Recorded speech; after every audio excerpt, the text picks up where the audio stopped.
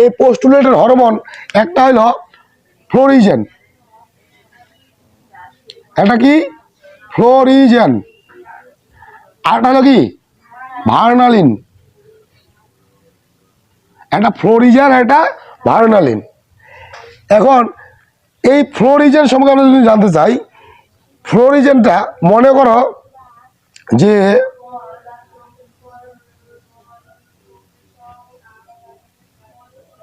এটা একটা কি আমি পাতা ধরলাম, হ্যাঁ এটা একটা পাতা। এই এখানে হয় কি এই পাতার মধ্যে একটা হরমোন উৎপন্ন হয়। কি হয়? একটা হরমোন। একটা হরমোনের বৈশিষ্ট্য কি জানো? হরমোন যেই জায়গায় উৎপন্ন হয় সে কিন্তু ওইখানে কাজ করে না, সে কাজ করে একটু দূরবর্তী স্থানে যায়। যেখানে উৎপন্ন হয় সেখানে কাজ করে না, এটা হলো হরমোনের বৈশিষ্ট্য।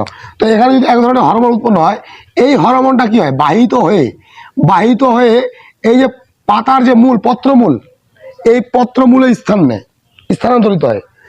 এই জায়গা পাতার মধ্যে হরমোনটা উৎপন্ন হয়, পত্রমূলে স্থানান্তরিত হয়ে পত্রমূলকে পুষ্পমুকুলে পরিণত করে। পত্রমূলকে কি করে? পুষ্পমুকুলে পরিণত করে। তো যেই হরমোনটা এই পাতার মধ্যে উৎপন্ন হয় পত্রমূলকে পুষ্পমুকুলে পরিণত করে, সেটাই কিন্তু এই ফ্লোরিজেন হরমোন করে।